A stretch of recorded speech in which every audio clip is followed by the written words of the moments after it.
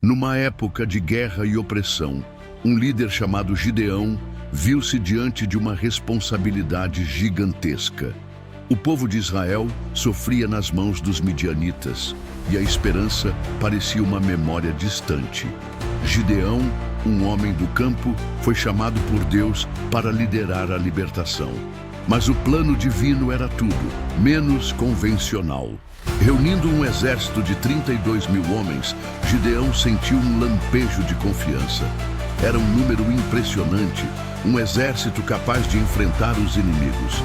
No entanto, a voz de Deus ecoou em sua mente, trazendo uma instrução chocante.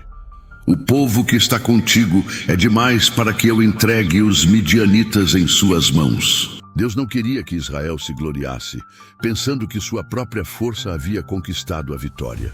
A glória deveria ser unicamente dele. A primeira ordem foi dispensar todos que tivessem medo. Imagine a cena. Gideão, parado diante de suas tropas, anuncia que os temerosos podem voltar para casa. 22 mil homens, mais de 2/3 do exército, deram as costas e partiram. 10 mil permaneceram. Para qualquer general, isso seria um desastre. Mas para Gideão, era um teste de obediência.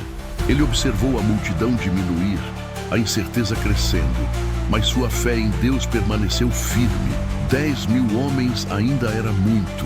Deus apresentou um segundo teste, ainda mais peculiar.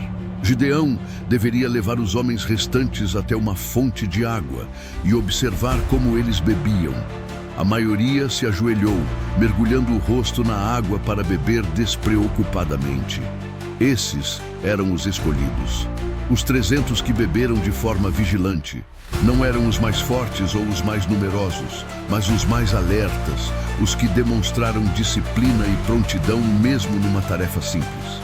O exército de Gideão foi reduzido a menos de 1% do seu tamanho original. Humanamente falando, a missão agora era suicida.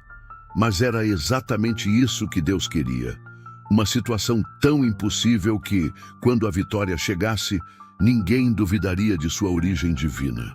A estratégia de batalha era tão incomum quanto a seleção dos soldados. Cada um dos 300 homens recebeu uma trombeta, um cântaro de barro vazio e uma tocha para colocar dentro do cântaro. Sem espadas, sem lanças, sem escudos. Apenas som, luz e a fé inabalável de que Deus estava com eles. Sob o manto da noite, Gideão dividiu seus 300 homens em 3 grupos e cercou o vasto acampamento midianita.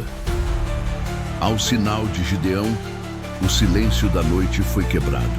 300 trombetas soaram como um trovão. 300 cântaros foram quebrados simultaneamente, criando um estrondo assustador. E 300 tochas brilharam na escuridão, cercando o acampamento inimigo por todos os lados. Os midianitas, despertados em pânico e confusão, pensaram estar sendo atacados por um exército imenso. No caos, começaram a lutar uns contra os outros, fugindo desesperadamente. Os 300 homens de Gideão apenas ficaram parados, tocando suas trombetas e segurando suas tochas, enquanto testemunhavam Deus entregar a vitória. Não foi a força de Gideão ou a habilidade de seus homens que venceu a batalha. Foi a sua obediência e a sua confiança absoluta no poder de Deus. Eles eram poucos, mas com Deus eram mais do que suficientes. A história de Gideão nos ensina uma lição poderosa.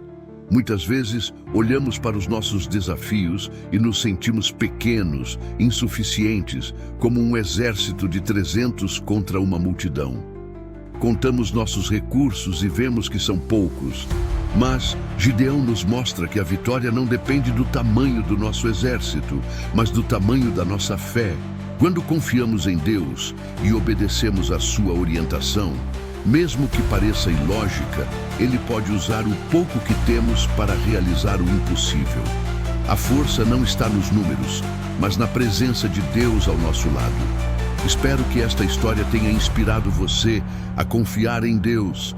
Não importa quão grandes sejam os seus desafios. Se você gostou deste vídeo e quer receber mais histórias de fé e coragem, inscreva-se no nosso canal Sabedoria e Paz. Deixe seu like, comente o que você aprendeu com Gideão e compartilhe com alguém que precisa ouvir essa mensagem. Obrigado por assistir e até a próxima, se Deus quiser.